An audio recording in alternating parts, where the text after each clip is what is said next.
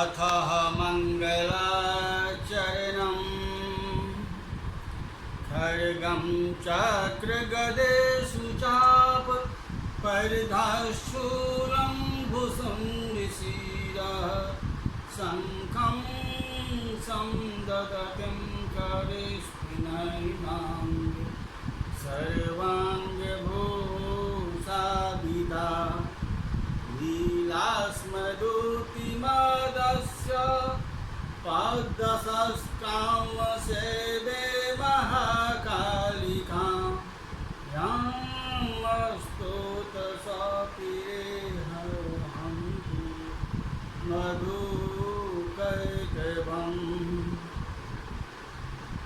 प्रवक्ता आधार पुरुषस्य नामः डॉक्टर कृष्ण नारायण झा, सहायक प्रोफेसर, साहित्य, जूठालाल संस्कृत महाविद्यालय, मझौलिया, पश्चिमी चंपारण। कक्षा शास्त्री प्रतिष्ठा तृतीय खंड अनिवार्य प्रथम पात्र। निर्धारित पुस्तक का नाम संस्कृत वाङ्मय का इतिहास, जो अनिवार्य प्रथम पद के रूप में विश्वविद्यालय द्वारा 100 अंक की निर्धारित की गई है। शीर्षक यानी विषय, आज का विषय है टिप्पणी। आचार्य विश्वनाथ परिचय। पूर्व व्याख्यान में टिप्पणी के रूप में भवभूति के बारे में परिचय दिए थे। आज का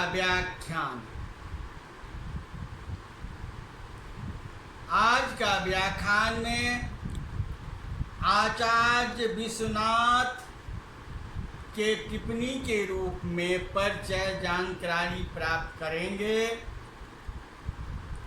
आचार्य विश्वनाथ संस्कृत भाषा को 14 भाषाओं के जानकारी थे।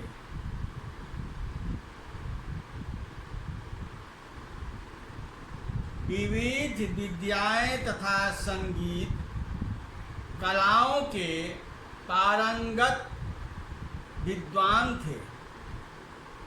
इसका प्रमाण उन्हें देवता अवतरित माने जाते हैं। आचार्य विश्वनाथ, इनके पिता का नाम श्री नारायण था। साहित्य दर्पण में एक जगह विश्वनाथ ने श्री नारायण को वृद्ध पितामह कहा है।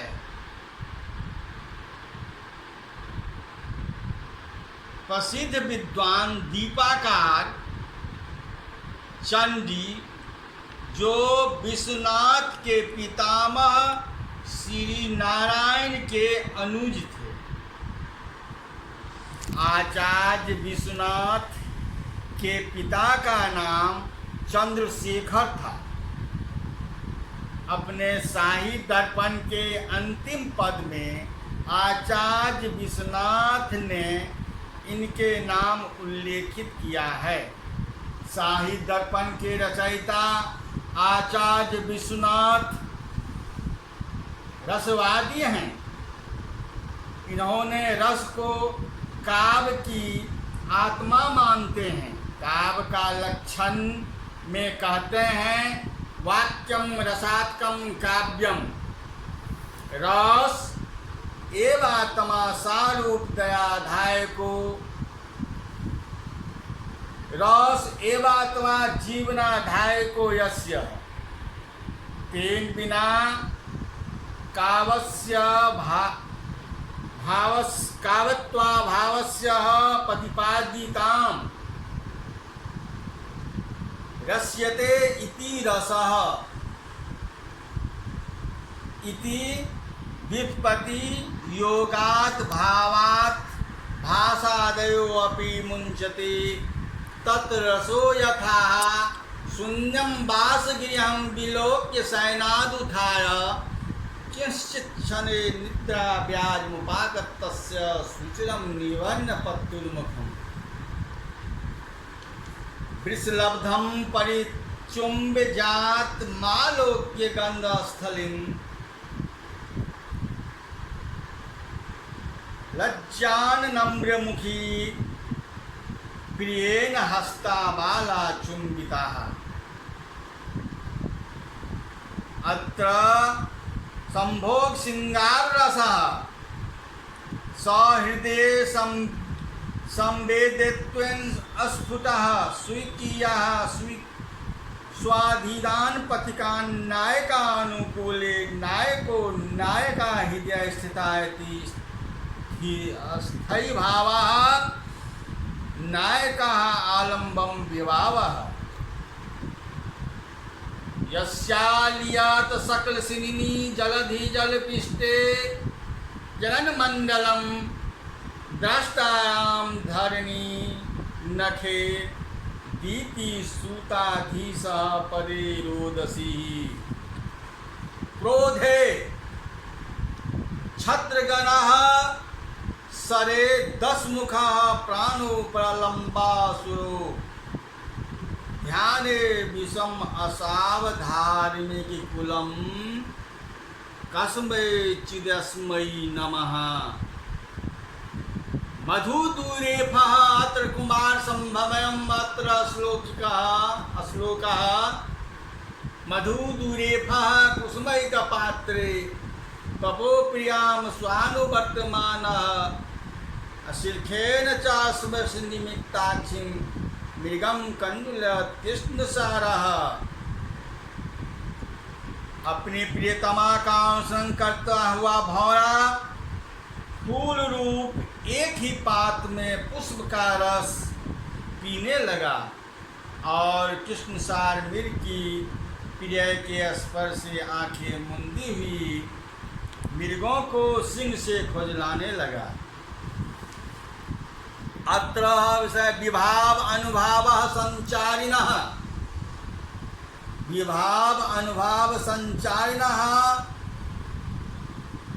परकीया कस्यचिद् विषये संजाते तस्य श्राम मणि दोष गुणादिजात तत्कावलक्षणं प्राप्ते स्वाएत काव्यागत दोषा गुणादोषा जिज्ञासा जायते तेन तेषां लक्षणं वक्तव्यम् अस्ति। प्रस्तुत साहित्य दर्पण नामक अद्वितीय काव्यशास्त्रीय ग्रंथ के रचयिता आचार्य विश्वनाथ का जीवन परिचय भी अन्य कवियों के जीवन परिचय के समान प्रसन्न ही है। इनके जीवन परिचय के संबंध में बहुत कुछ नहीं कहा जा सकता है। अपने ग्रंथों को उन्होंने जो कुछ संकेत दिया है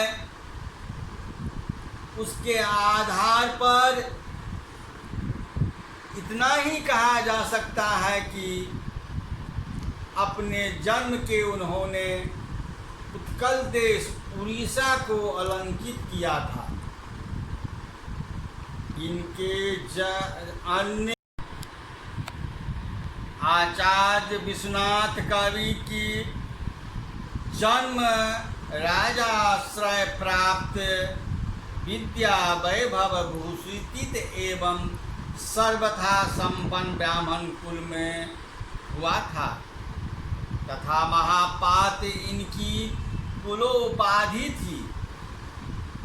काव्य प्रकाश के पंचमों उल्लास में उद्धृत है कि रुचिंग कुरुहु पद्यांश की व्याख्या करते हुए काव्य प्रकाश के टीका ग्रंथ शाही दर्पण में पदयो वैपरीत्य का प्रतीक को लेकर उन्होंने लिखा है, अत्र चिंग कुम पदम काश्मीरादि भाषाया मरम शीलार्थम बोधकम कलिंग देशीय भाषायाम हितवांग अकद्रवः इति।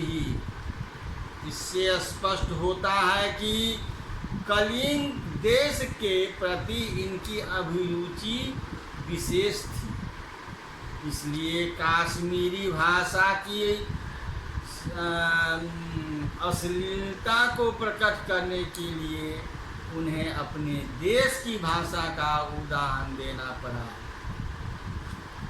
उनके पितामह का नाम श्री नारायण था, जो कलिंग के महाराधिराज श्री नरसिंह देव के सभा पंडित थे तथा उनके समय के प्रकांड विद्वान धर्मदत्त को शास्त्रार्थ में हराकर सकल सहृदय गोष्ठी बन गए थे। अन्य शास्त्रों के विद्वान होते हुए भी रस शास्त्र काव्य शास्त्र के विद्वान थे। श्री विश्वनाथ ने साहित्य दर्पण में रस विवेचना के प्रकरण में इनकी उद्धृत किया है। आचार्य विश्वनाथ के पितामह श्री नारायण रस के इतने मर्मज्ञ एवं अधिकारी विद्वान थे कि रस स्वरूप को चमत्कार के द्वारा को स्पष्ट किए ही एक संवाद की परंपरा को एक नई कड़ी प्रदान किए, जिसे अद्भुत रसवाद के नाम से जाना जाता है। अपने साहित्य दर्पण में विश्वनाथ कहते हैं, रसे सार चमत्कार सर्वात्राप्य अनुभूयते तमश्चमत्कार सारत्वे सर्वत्रापि भीतिरसः तस्माद् अद्भुतमेवाह कीर्ति नारायणो रसः। साहित्य दर्पण में एक जगह विश्वनाथ ने नारायण को विद पितामह कहे हैं। रसे चमत्कारः सर्वा प्राप्त अनुभूयते इत्यादि ही।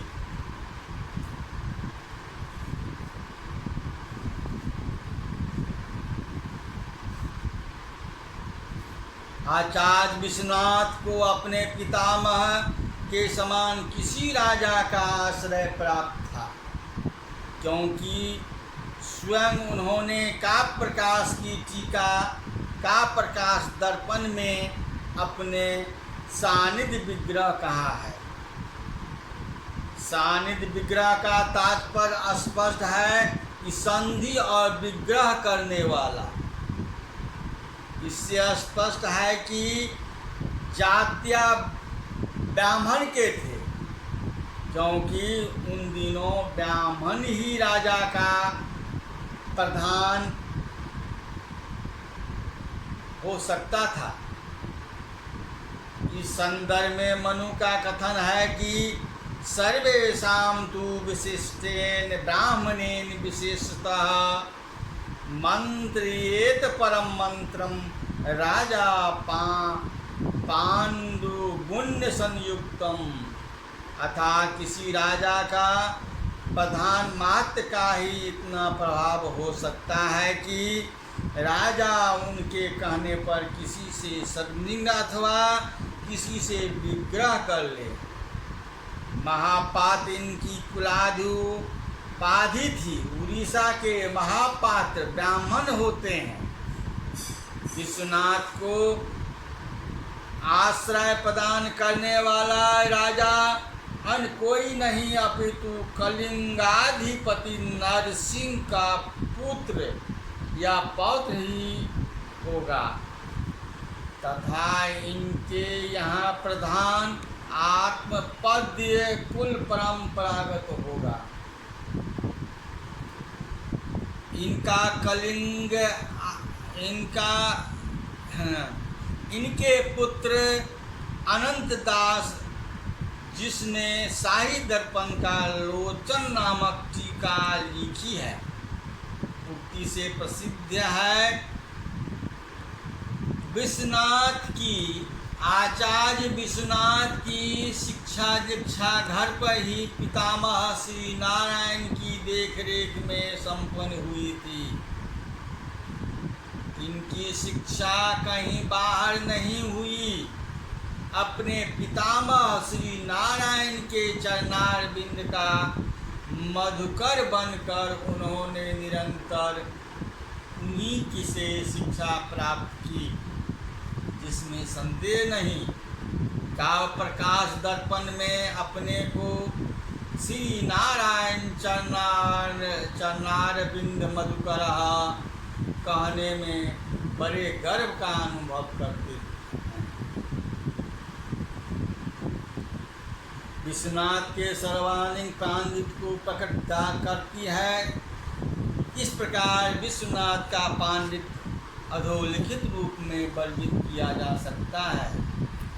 पहला है अलंकारिक, दूसरा है ध्वनि प्रस्थान परम आचार्य, तीसरा है अष्टादश भास विलासनी भुजंग। अब अलंकारी शास्त्र के परम प्रकांड विद्वान थे।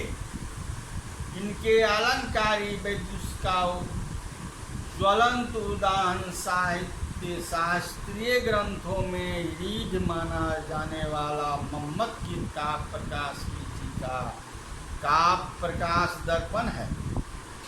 काव्य प्रकाश जैसे ग्रंथ की टीका करने मात्र से इनका मन आनंदित नहीं हुआ, तो शाही दर्पण नामक स्वतंत्र काव्य शास्त्रीय ग्रंथ लिखकर अलंकारी की श्रेणियों के में अपने को खड़ा कर लिया।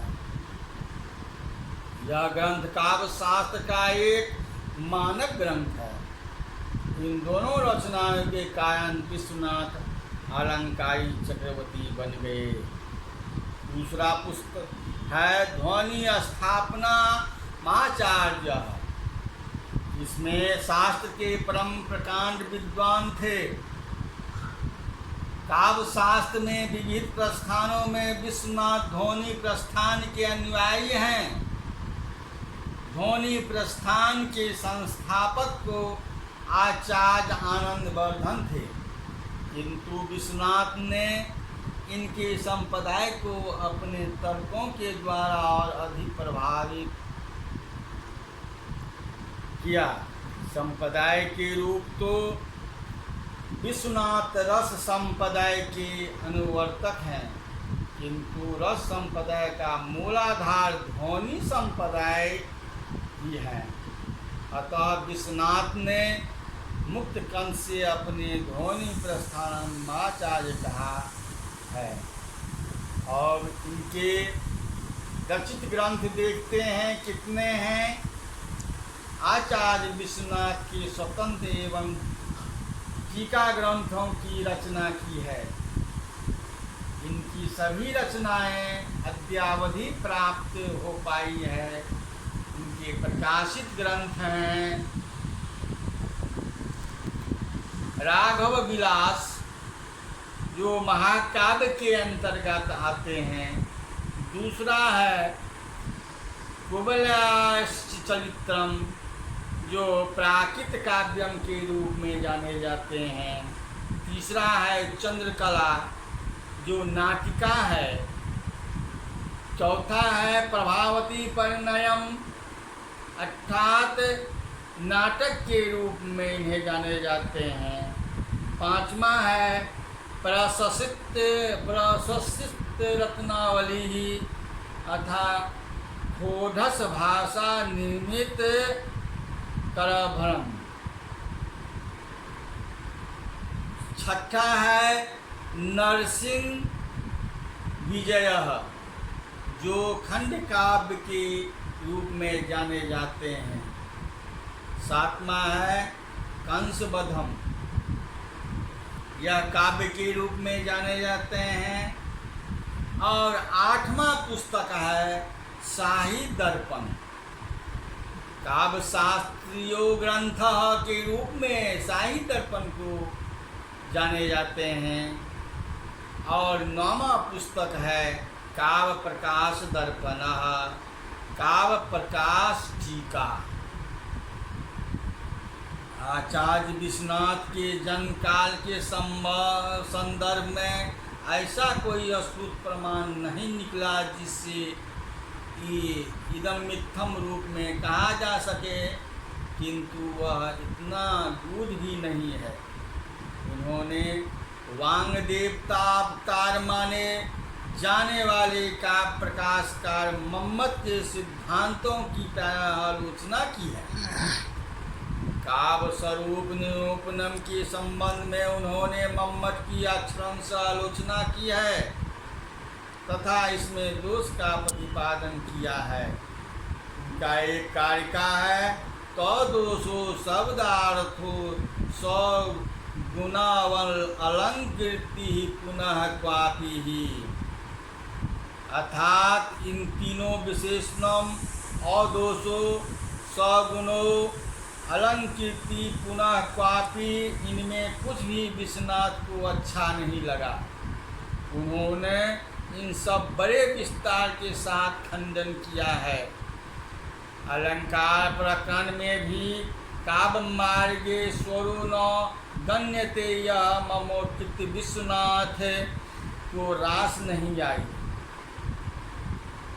काव्य प्रकाश के ऐसे अनेक स्थल हैं जो विश्वनाथ के कोपभाजन है।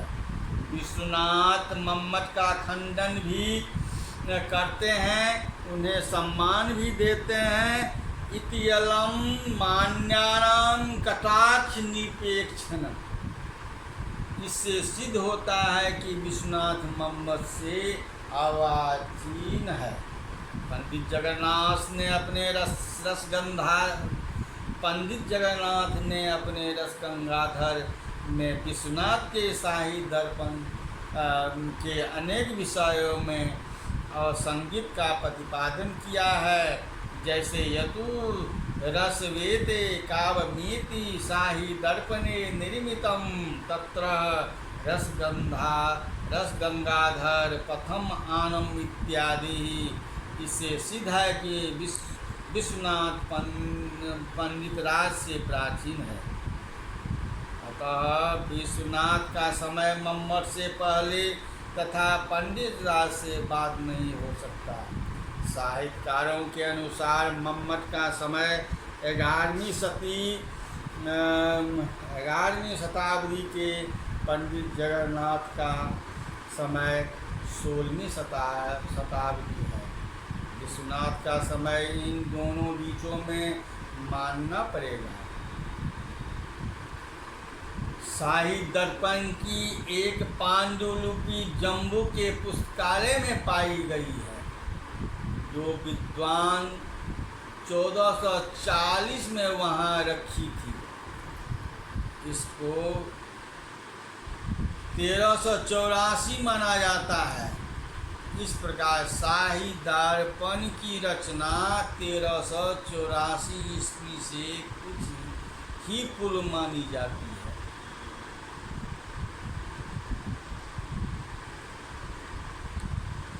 शाही दर्पण में उद्धृत है। ये दोनों जयदेव यदि अलग अलग माने जाए तो 12वीं शताब्दी के हैं, ऐसे इतिहासकारों का मत है। आचार्य विश्वनाथ शाही दर्पण में प्राय रूपयक के अलंकार सर्वस्व को उद्धृत करते हैं।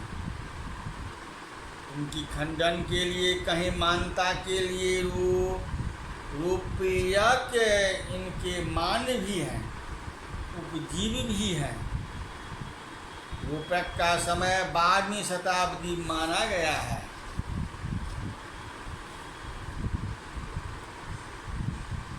शाही दर्पण का विभाजन परिच्छेदों में किया गया है। विषय प्रतिपादन की, जिससे इसमें 10 परिच्छेद हैं। प्रथम परिच्छेद में मंगलाचरण के बाद काव्य फलों प्रयोजनों का विस्तार किया गया है। अन्य आचार्यों खासकर मम्मटकृत काव्य प्रकाश के काव्य स्वरूप का खंडन करने के बाद स्वाभिमत काव्य स्वरूप का निरूपण है। दोष एवं गुण का शरीरता दोष एवं गुण के समान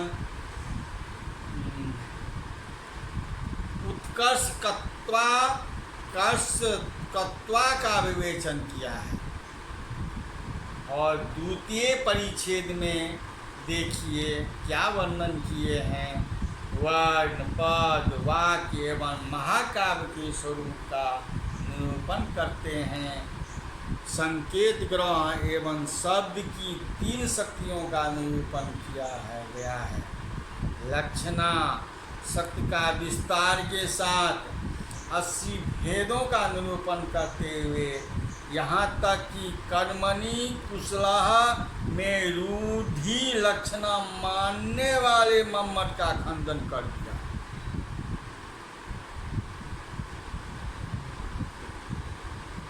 काव्य शास्त्र के संदर्भ में सिद्धांतर किया गया है। काव्य एवं काव्य शास्त्र के संदर्भ में सिद्धांतित किया गया है।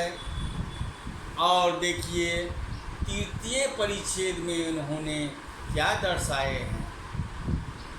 तृतीय परिच्छेद में रस विवेचनात्मक है, रस स्वरूप है, रस निष्पत्ति है, रस की अखंडता है, आलोकिता तथा एकमात्र आनंद तात्मक आदि का सविस्तार विवेचन किया है।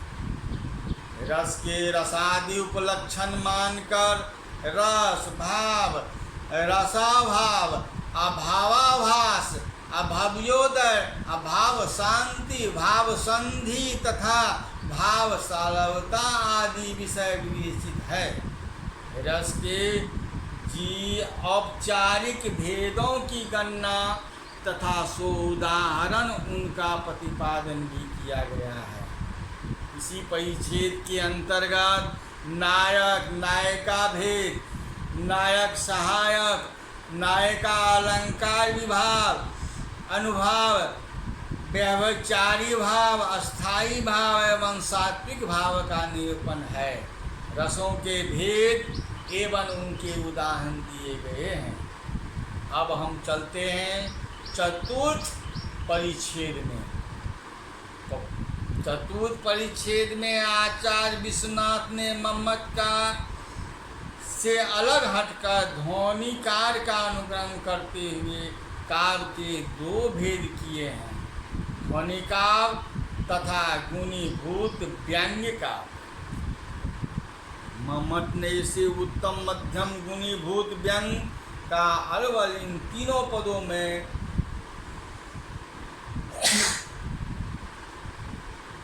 वर्गीकृत किए गया है।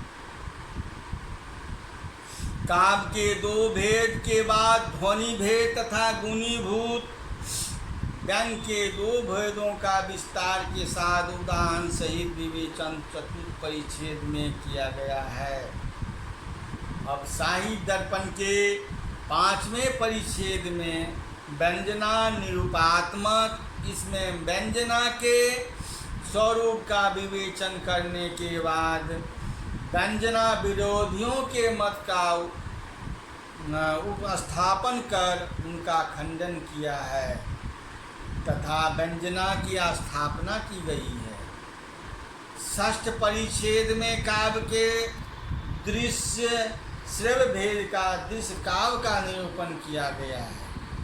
दृश्य काव्य की रूपक संज्ञा तथा रूपक एवं उपरूपक के रूप में भेदक भेद कर रूपक के इस भेद एवं उपरूपक के 18 भेदों का निरूपण है।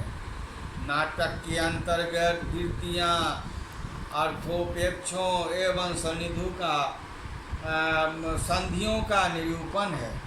दसों रूपकों तथा उपरूपकों को उदाहरण के द्वारा स्पष्ट करते हुए श्रेय काव्य को भी गद, पद एवं चंपू इन तीनों रूपों में अलंकृत किया गया है।